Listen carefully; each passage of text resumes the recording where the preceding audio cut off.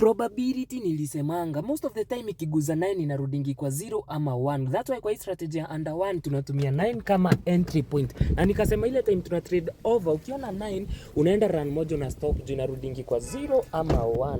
Look at this Leo nikaingia live na Mr. Joseph. Tuko tuna trade over. Entry ni 5 na 6, ikaguza 6 akafinya run. Run ya kwanza ikaingia na 9 na kustop. Run ya pili ilirudi wapi? 0. So there is a relationship between 9 and 0 which we are yet to confirm.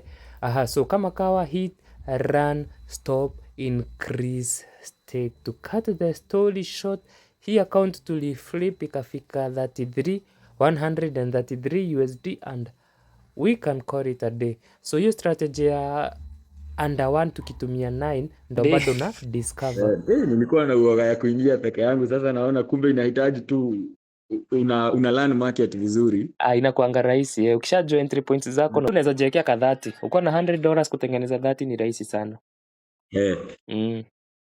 Okay, sasa